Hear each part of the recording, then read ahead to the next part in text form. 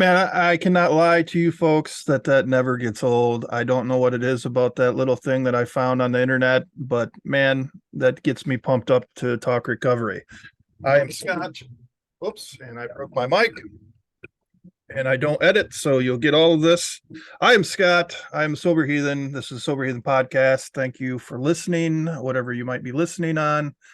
Man, things are firing up for the podcast. Good podcast today, two more good ones tomorrow.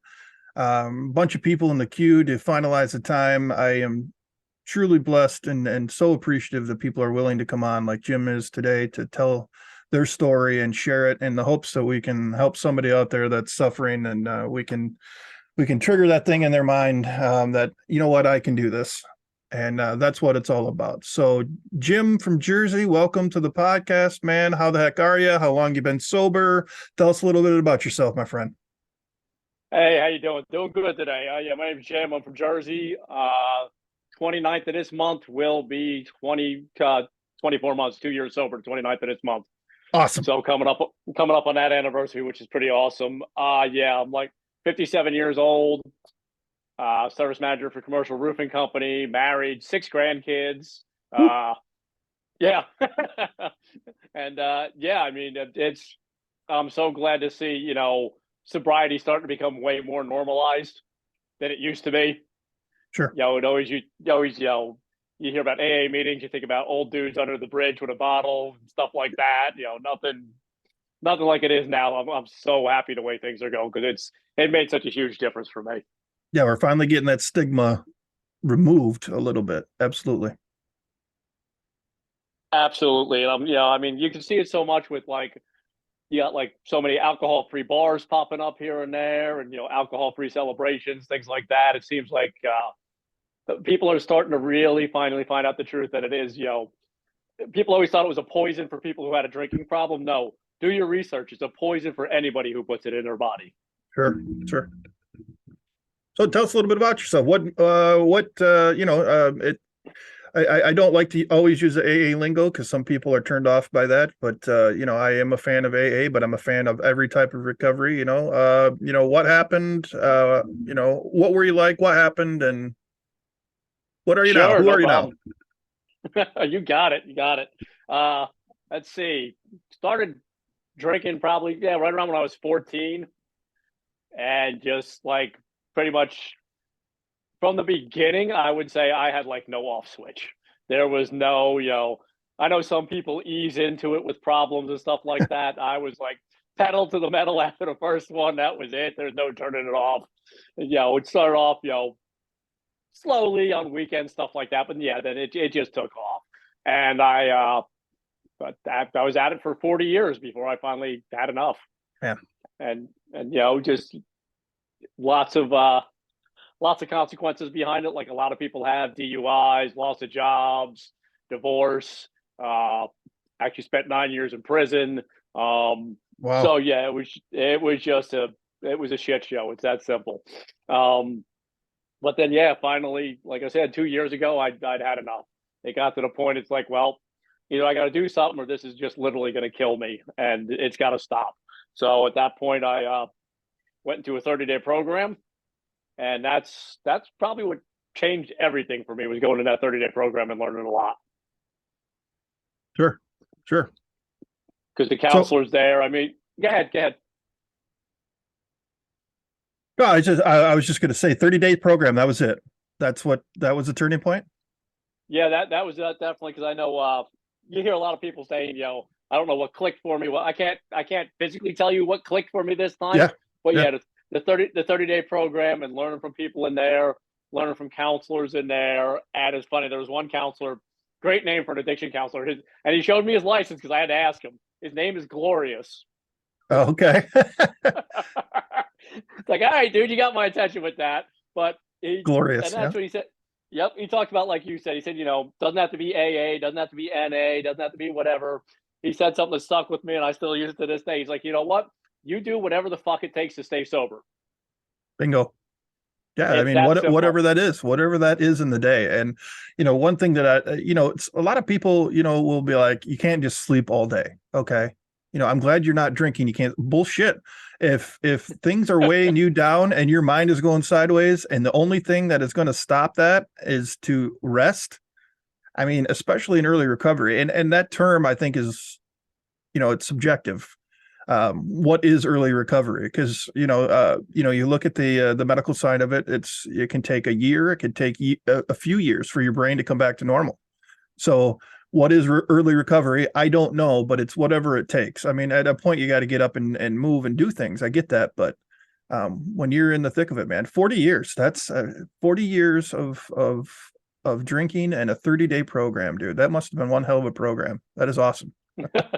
It was a great program. Besides the program, and this is for anybody out there who's struggling or anything else, you got to want it. It's that simple. You've got to want it. You can't go, don't get me wrong. I love my wife. I love my family. I love my grandkids, my kids, all that, but I can't do it for them. I got to do it for me. That's all there is to it. So anybody who's out there struggling, you have to do it for you. You have to. And I explained it to my wife when I first came home from the 30-day program. I said, you know what? I'm sorry, but in the beginning, you got to be selfish. You got to be selfish with your time. You got to be selfish with your emotions. You got to be able to tell people, hey, you know what? No, I'm not going to the barbecue because I just came out of rehab and I don't need to be around, 50 people having beer and alcohol or whatever else. Yeah. Well, I mean, what people need to understand, we are so selfish in the addiction. We're willing to sacrifice all these things, family, a career, financial situations in that selfish nature. And it sucks because they look at it like you've been selfish for 40 years. And now we gotta, well, it is what it is. You have to have that time. And you said it absolutely correct, man. You have to want it. And I had tweeted yesterday that you can't love your way out of this and you can't be loved out of it. Meaning no matter how much you love your children and your family, your wife, a significant other, whatever, if you don't, that's, man, it's not enough. You have to do it for yourself. You have to find that self-worth to overcome, for sure. That's exactly that is so true. Because I can't remember if I posted on Twitter or not, but I know I posted in a couple of Facebook groups that I'm on, sobriety groups, that when you want your recovery as bad as you want to breathe, that's when you'll make a change. Yeah, man. Yeah, I agree. So, sorry, go ahead. Oh yeah, no, that's it. I mean, that's one of the things that definitely, and for me, just because, and this is what I loved what you said in the beginning. You know what? AA is not for me. It's worked for millions and millions of people. I got no problem with it. Sure. But find what works for you. And the biggest thing that worked for me, especially when I started doing it in rehab and more when I got out, was the brain part is what clicks for me.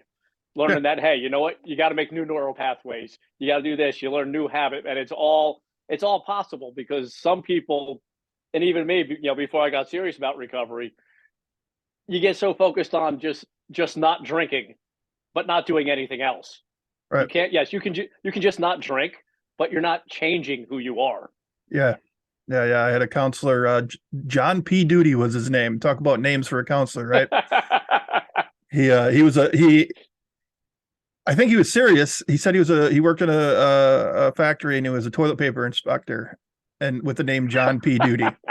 But he got sober, and 9 years later, his wife left him because he didn't change his thinking and his attitude. He just got dry. He quit going to the bottle. So you're absolutely right on that, man. Absolutely. I got to say something for people that are watching this on YouTube. Okay. I look at Jim, and, we judge people immediately on looks. I look at Jim and I cannot see a dude that drank for 40 years and the way you present yourself and the smile and the brightness in your eyes, man. I can't see a dude that drank for 40 years or was in prison for 9 years. I can't see that. And I think that's important to point out because, this stuff isn't the guy under the bridge, as you mentioned earlier, with the paper bag. That's not just those people. Everyday people that appear normal, that appear to have their shit together, they're struggling too. You have no idea. This disease is cunning, baffling, and powerful, to quote another AA spiel, but it's the truth, man. It's the truth. Yep. I wouldn't walk down the street and see Jim and be like, dude, that guy definitely drank for 40 years, 4 decades of drinking right there. No, you'd never think that. Your presentation, and everything it's I think it's important for people to understand that it's not just the bums on the street that struggle with addiction. Exactly. No, I agree 100% because I know, like I said, I don't deal too much with AA, but while I was in rehab, I did read the big book and stuff like that. And yeah, I mean, you listen to what Bill says in there, and it literally says, outside of drinking, most of the people he was dealing with were high functioning people. Yeah. They just couldn't Yeah. leave the damn bottle alone. Yeah, people that wouldn't normally mix. You'd have millionaires running, CEOs of company coming in there, and that's why they had to do the whole anonymous thing so people would actually show up. Yeah, I mean, Exactly. AA has a lot of good to it, but there are so many other things. There's Talking Circle, there's Life Ring. I can't remember which one now off the top of my head. One of those is Native American based. Walking the Red Road, that type of thing. They all are awesome, and I promote all of them. And I support people that don't like one for whatever reason. Then don't like it. Okay, go find the next thing. As long as you're looking and working on it, man. I think you're doing the right thing, right? I mean, Exactly. That's exactly how I feel. You know what? Whatever program, non-program, whatever it is that's working for you. But the biggest thing is definitely connection. You have got to have connection. sure. There is no doing this alone. You try it alone, I guarantee you're going to be right back where you started. Right on. So for me, I was engaged to a woman that, marked off all the boxes that I could have ever wanted as for what I wanted in a mate. And she's the most wonderful person, one of the most wonderful people that I've ever met in my entire life. And, she had to do what she had to do to protect herself and her son, who isn't mine. We were both married once before. And she had to say, okay, you have to go away. I'm sorry, I love you, but you have to go away. And it's unfortunate that it got that far, but that those things needed to happen. It sounds like you got a big family. Did you experience anything close to that at all? Yeah, I mean, not so much. You had to go. My first wife, yeah, it definitely caused problems there. My family pretty much stayed by me. There's a few friends that I don't want to say they left. I kind of walked away from them Sure. because it's like, you know what? No, I'm going down another path. This is not where we need to be. I mean, I'm blessed because I got 5 friends that I've been friends with for well over 40 years. And they were all right there beside me. They had no problem with anything like that. But I mean, as far as, family and losing things, yeah. I mean, was it an alcohol related offense that cost me 9 years in prison? No, but it was definitely leading a lifestyle that, Sure. just didn't give a shit. It Sure. was that simple. I just didn't care. Right. And it's funny because there's a group on Facebook called Recovery Elevator that I heard about in rehab that I got hooked up with. And I actually did a little interview with them probably about 6 months ago. And I told them the same thing. I said, the sad part is, I mean, I'm happy now looking back, but the sad part is when I was in it, is you land in prison and you hear all the stories, and trust me, the horror stories don't even touch what it really is. Sure. But Sure. you land in prison, and then the sad part is you're around a bunch of other people who are just like you, so it's almost like a comfort zone. Yeah, dude. Yeah, I mean, I have not spent that kind of time. I've done months in jail, county jail. So I don't know what it's like to go to prison.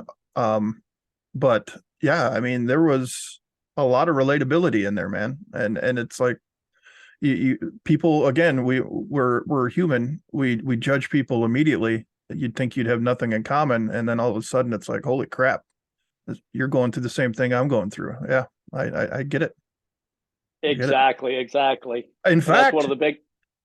sorry, I just said the other day, I did say this, that it might be easier if I was just back in jail because I was going through it. Yeah, Didn't I mean to mean, cut you because off. no, that's fine because then you're removed from everything. I get it. Yeah, Your routine's the same every day, constantly. Bang, bang, bang. Breakfast at this time, lunch, dinner, whatever you're doing, rec, a job, yard, whatever, doesn't matter. But yeah, it's a structure. And honestly, in the beginning of recovery, that's what we need. We need sure. structure because we never had it. At least I can't say we. I never had structure. I mean, yeah, I went to work every day. I wasn't one of these guys who missed work all the time because he was drunk or anything like that. Not that I didn't show up for work drunk, but I didn't miss Yep, I it. do. But but that's just it. You need that structure. And that was one. I think that's one thing that helped me a lot with. I know it's not feasible for a lot of people. One thing that helped me a lot with going to rehab was the structure. Yeah. Was we had one-on-one counseling sessions with your assigned counselor. Then you had breakout sessions, and you had certain things here and there, and it was great. I mean, the structure was good. I learned a lot while I was in there. But yeah, the whole mind thing definitely. One of the things I shared not too long ago with somebody was I'm big on visualization, and how you see yourself will make such a huge difference in your life. Yeah. In all sobriety, I don't care if it's drugs, alcohol, whatever it is. I mean, you can be addicted to shopping; it doesn't matter. It's still an addiction. But how I, you see yeah. yourself is huge, and that was I'd say that was probably one of the. And I didn't go to that many AA meetings after I got out, but that was probably one of the things that turned me off. Is the few I went to was, yeah, I get it. First time go around, you introduce yourself, alcoholic. But then it was like every time they spoke, they said that. And to me, it's like you're just kind of beating that into your brain. Like you're not going to be anything but. Sure. You can be a functioning human being who knows, hey, you know what? I can never touch a drink again. Then Right. that's fine. Right. But it doesn't mean that tag is me. Yeah, and I thought that was interesting too, because you get a lot of conflicting things. Because if you read the big book, it mentions, and I've highlighted it, and I pointed out in many AA meetings, and I'd like to get a good discussion on somebody that is hardcore AA about it. It says in there several times, we have recovered. It's used the word recovered as like it's been achieved. So Bill W. and the original group, they weren't saying that this is something that you have to abuse yourself for a lifetime.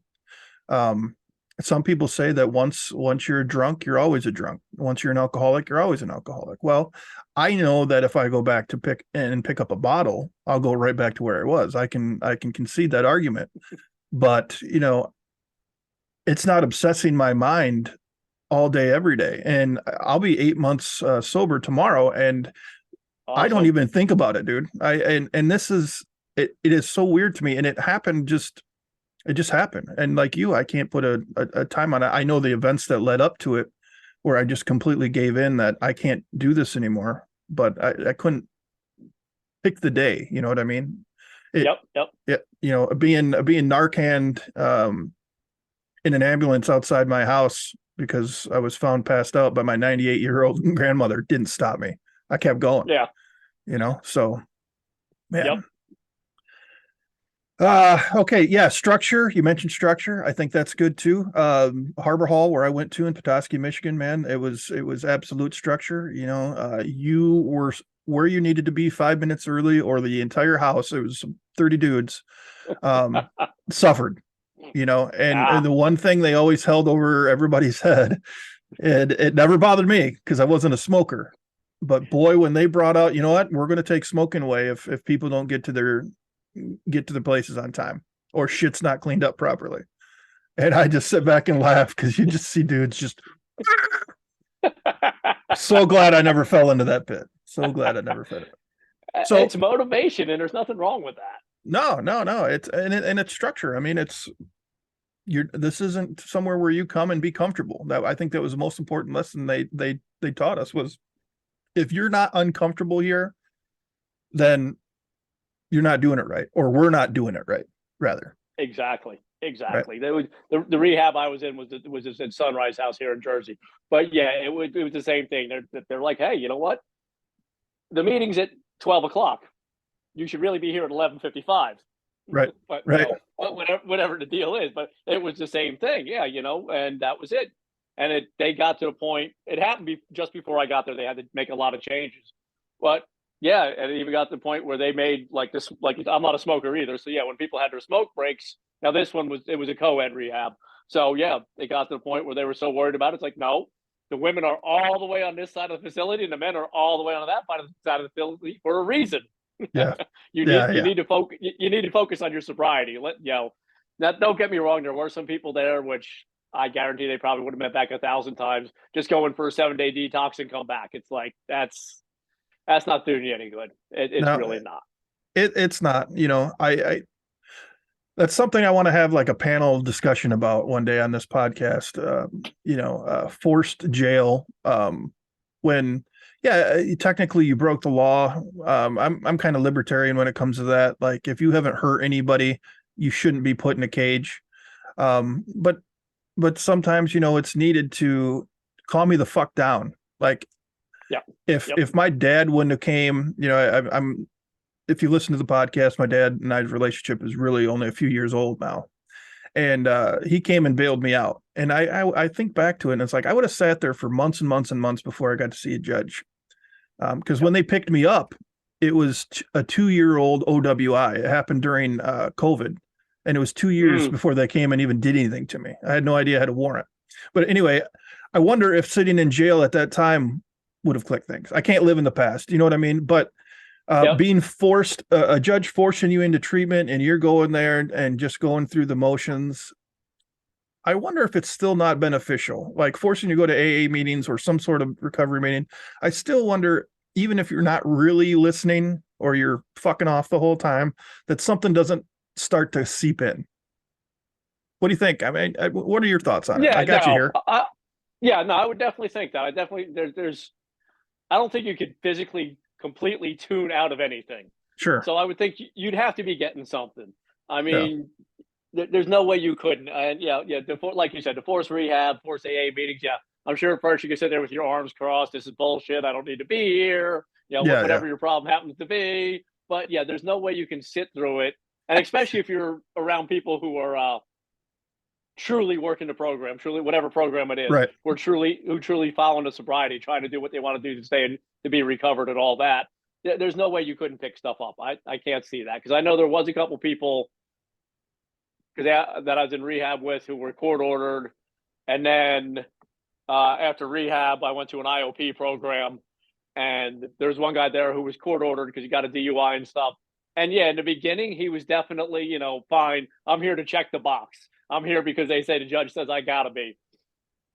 And we started talking to him. It's like, well, and at first he wouldn't come up with it. At first he was like, oh, well, it wasn't my fault. I had a tail light out. That's why I got pulled over. It's like, well, maybe that is why you got pulled over or whatever. But Yeah. then we finally started talking to him, and it's like, all right. I asked him one time. I said, all right, dude. I said, you got a DUI. I said, yeah, have you ever had another one? I said, no. I said, honestly, how many times do you think you could have had one before you got caught? Yeah. And that's when like the light bulb went off in his head. He's like, yeah, I guess you're right. It's like, and I told him, I said, dude, I'm not judging you. I can't tell you how many times I drove freaking drunk that I shouldn't have been driving. Yeah. And, I only wound up with, in 40 years, I only got 2 DUIs. I don't know how I managed that one, but Right. it is what it is. But that's just it. He, like you're talking about, he was picking things up. He was forced to be there. But by the end, he was sharing, he was talking. And he actually said when he was leaving that he wanted to live the sober life. He wasn't just there to, because the judge made him anymore. Yeah, I think I've changed my perspective on that recently, because I thought it was doing a disservice to the people that are in there taking it seriously, and I'd heard that mindset before, and I was tending to agree with it. It's like, well, if they don't want it, don't send them here and ruin the meeting for everybody else, or ruin treatment for everybody else. But nah, it's life or death, man. And I met in the 4 treatments that I was in, and all the experience I have with all these thousands of hours of AA and other meetings, I've met one person that legit didn't need to be there. And he didn't even say it.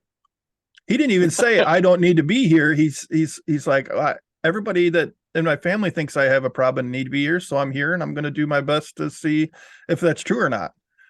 And turns out, the counselors and the people that ran the treatment had to call his parents, who paid for him to come there, and tell them he doesn't need to be here. He does not have a substance use disorder. And they didn't believe him. So he ended up staying for 30 days and completed the program and did everything again. And they're like, we can't keep him here any longer. There is no point. He's keeping a bed from somebody else. And so that's the only person. That's the only person. And he probably still got some. He probably still got some good stuff. He did, and he's living the recovery life still, because he sees what can happen. He's a smart dude, and he's like, yeah, man. It's like, I don't want to be you, dude. I don't want to be you. Exactly. And I was like, good. I don't want you to be me either, fucker. Exactly. That's why I tell people all the time who aren't there. It's like, no, I don't want to see you walk the path that I walked. No way. Yeah, it's just it sucks. It sucks, you know. But as I try to say as often as I can, and I hopefully you can agree with this, you know, I got 4 OWIs, you know, I got like $29 in my account right now. I haven't seen my kids in person, my twin boys that are 10. I haven't seen them in person in over a year. Get to see them next Monday at a baseball game, from a distance probably, but Awesome. still. But Yeah. I wouldn't trade this position that I'm in right now with no license for 5 to 7 years. I wouldn't trade this to go back to my best day of drinking because I know where it led to and where it would lead to again. And that's the God honest truth, man. I don't know if you can relate or agree, but people need to understand that it is still way better even when the life sucks ass. Oh, absolutely, 100%. It is because I, like you said, I guarantee if I, pick up one drink, yeah, like I said, I was always full throttle, so there'd be no stopping me. It'd just be, and yeah, my worst day now is still, and 2 years coming up on 2 years removed, having a chance to think about That's it and awesome. really look back at it. I can't really say I had good days drinking. While I was drinking, I thought they were good days, but in Yeah. reality, no, I didn't get shit accomplished. I was, Yeah. I was a mess. It's that simple, Yeah, You, man. yeah, but if I was still drinking, let's see, I got off work today at like 2 o'clock. I'd be hammered by now. There's no lying about it. That's where I would be Dude, right now. I somehow fumbled my way through working in from a painter up to safety coordinator up to project manager. That company went down. I moved over to another company making more money as a safety guy. Got fired from there from drinking. Somehow found another job as the safety director over like 200 some employees, making damn good money, working for damn good people. And I remember I would work like 5 hours a day and be doing running errands the last two, but that Yeah. was the errands were half Yep. pints Yep. down the throat going home. And finally they Yep. found me sleeping in a parking lot and they canned me too, rightfully so. But yeah, it I didn't saying that now it's like how stupid are you? But I didn't see it, and I guess Nope. if I'm being honest, I didn't care. I had Yep. to drink. It went from habit to obsession, Yep. right? I mean, that sound Exactly. right? Yeah. I mean, Oh, it there, sounds 100% right. yeah, I know when I first started drinking, it gave me everything that I wanted to be. I was outgoing. I felt I was funnier. I could talk to women, and it gave me that. But that was short lived. One of my favorite quotes is, "Alcohol gave me wings, but then it took away the sky." And I think Yep. that really sums it up pretty good, man.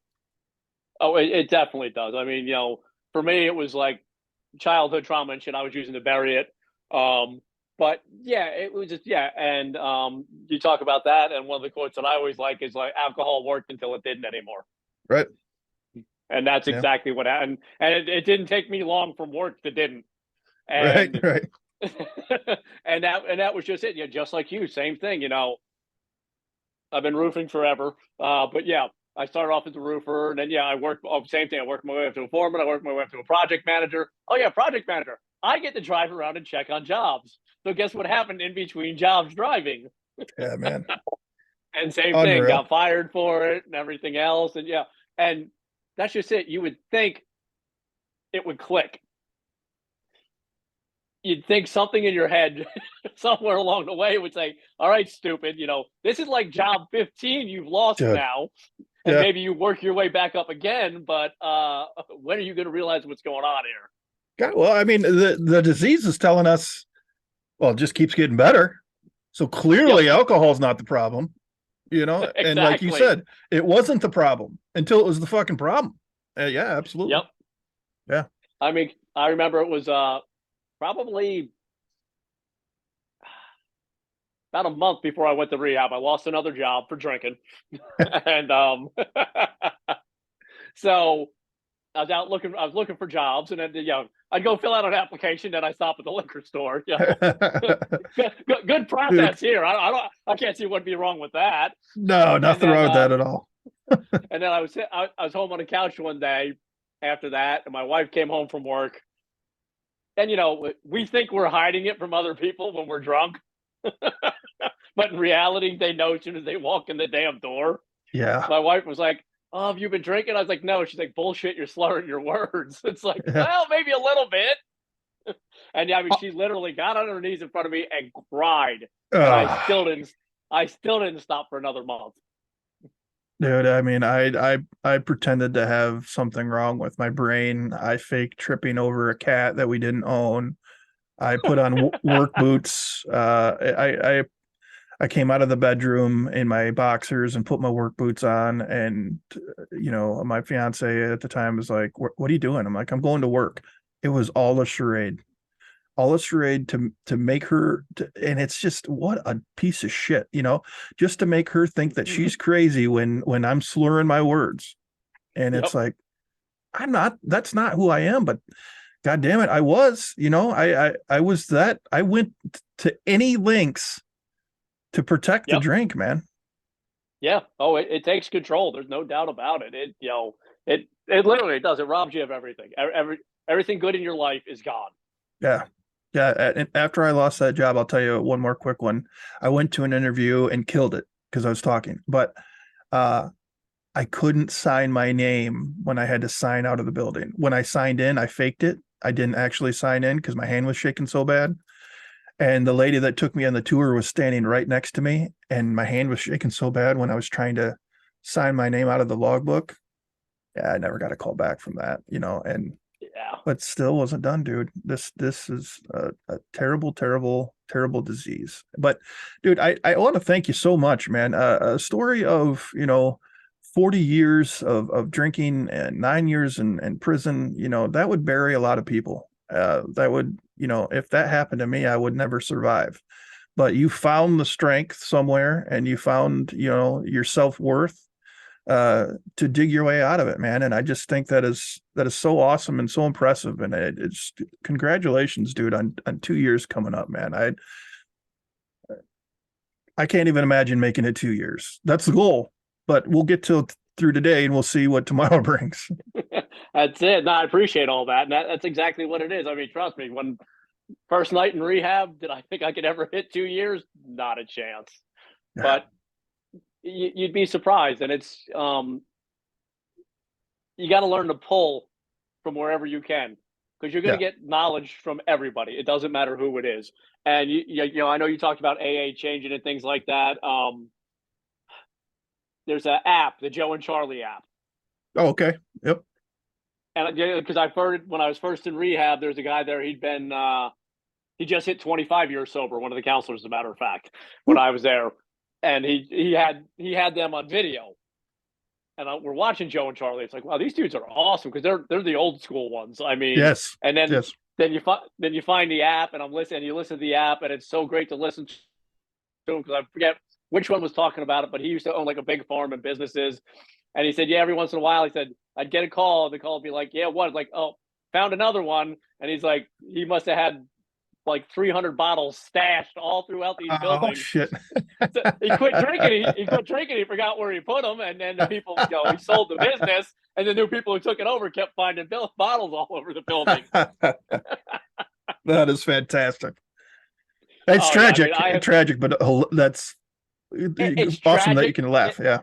Exactly. It's tragic, but it's good that you can share that. And that's, that's definitely with connection for sure is one of the biggest things that's helped me is coming on here like this with podcasts and talking to other people and sharing because you get outside of yourself. Yep. When we're in our addiction, we are so self-centered and so focused on just me. That's all I was focused on was me, and the next drink. And that's Yeah. all there was to it. Really is. But Yep. then When once you you're get outside yourself and you start helping other people and you get to see them grow and change, yeah, it makes a huge difference. Your sobriety will take off the more you pour into other people, you actually get more out of it than you're actually pouring in. dude, and that's the weird thing. It's like, oh, you're getting all these people on to talk on your podcast. That's so great. You're doing such great things. Like, dude, this is just as much selfish as it is trying to help other people because hearing these things, man, this keeps it fresh, dude. This is for my recovery, man. I don't do it just for that. This is, I mean, Like, yeah, exactly. this is for me too. No, 100%. It's got to be for each other. It can't just be. I mean, that's like I said. Now that Twitter's blowing up with so much sobriety stuff on there, it's awesome as well. It's like because people not in active addiction, people not going through sobriety, don't understand that sometimes you know what, just that 2-second tweet saying, "Hey, I feel like shit," and then you get 15 people building you up. Hey, you know what? I'm excited. I remember you replied back to somebody, I think it was today, either today or yesterday, when I saw it pissed me off. The lady was like, I got 4 days and people are saying I'm shit because I only have 4 days and this Yeah. and that. And you jumped on it right away. And it's like, yeah, 100%. You know what? If you got 1 second, Yeah. you're taking steps. It doesn't matter. Yep. It has to start there, right? Yeah. And these people that get on them, they'll always be like, oh well, one day at a time. Well, what do you think a day starts with, dude? Yeah. I just and I was in a discussion with the lady too. I am not going to be that guy that gets on social media and pretends like I know this person that just tweeted and I know what they're going through. And in real life and in meetings, if you do the sponsor thing or you make connections in real life and you know that person, then yeah, go ahead and say, all right, well, I know that's a fucking lie, bullshit. And then call them out on it if you know the person. I am not going to do that to some stranger on social media whose maybe only avenue is to throw out a Hail Mary and say, help. I'm not going to do that. And if that's what you want to do, I'm not going to support you. There is literally nothing good that could happen of, well, you only got 2 days, so let's not put the cart before the horse. No, you have 2 days. That is amazing and good job. And, keep going. And that's how it should be. That's just my opinion. Oh, exactly. That the Facebook group I'm part of, Recovery Elevator, which is it's all alcohol, doesn't deal with any other kind of addiction. But that's the thing there. And like you said, you don't really know the people, but yeah, when people come on like, oh, I only have 2 days, and everybody will jump on right away. No, do not use the word only. It doesn't matter. We all started somewhere. We all started with 1 second of sobriety. Yeah. I don't care if you have a week or if you have 50 years, you started with that first second. Yep. Amen, dude. And I'm so glad that we have so many positive people out there. We'll wrap it up here. I don't want to keep you all day. Well, I could sit here and talk to you all day, man. And this is not to critique or anything, but I have found the community in Twitter to be far superior than that of Facebook. And like to able to reach out and find people. I mean, you obviously are using Facebook. What's your comparison be between the two? You kind of feel the same way, or? No, I feel the same way. Twitter is definitely better, like I said, and it's funny because that recovery app, that recovery group on Facebook, somebody I was in who I still talk to from rehab, he's the one who told me about it, and it's you can't search it, you can't find it. You have to go through their website and ask to be put on it. But gotcha. Yeah, between the two, Twitter is definitely better because Facebook is like what Twitter used to be. Yes. It's still so much, people want to get in their echo chambers and then beat up somebody who has a different opinion. Yep. I like it. I like Twitter, especially with the sober stuff on Twitter, where I don't care. I'll come on Twitter and say, you know what, AA didn't work for me, but if it works for you, God bless you, run with it. Yep. And I've never heard back from somebody, oh, you're wrong, AA is the only way. I mean, I'm sure there's people out there who think it. Maybe they've never said nothing, but yeah. I find it a lot less on Twitter than I do on the Facebook end. Right on. And I agree. And it's not to hate on Facebook. It's just if you do listen to this and you're on Facebook and it's like, man, these guys met on Twitter and they're talking all these great things about Twitter, give it a shot. I mean, I got nothing bad to say about Twitter these days. I did before, but these days it's pretty damn good. Yeah. Yeah, it really has. It's changed around a lot. Yeah. Well, Jim, dude, awesome. Congratulations on the upcoming 2 years, man. That is just an enormous accomplishment. I'm so happy for you, man. We didn't do a deep dive into your story, but we don't have to. I think we covered the points that somebody out there is going to be like, you know what? I just got out of jail. Just got out of prison. I don't think I can do this. Somebody will hear this and somebody's going to benefit from this conversation. I truly believe that. So thank you so much for taking the time to share and recover out loud, my friend. Absolutely. Thanks for having me. That's my whole thing is if I can help one person out there in the universe, I'm happy. Dude, I said that when I started this, and I got my first response one time about, man, that really hit home. Thank you for doing that. And that one was good enough. And now there's more. So I'm gonna keep doing this until I can't do it anymore. And you know, let's get back together in the future, and you can tell everybody how you're doing and what's new. Sound good? Absolutely. I'd love to do it. Awesome, Jim. Well, take care, my friend, and we'll talk to you soon. Yep. Take care.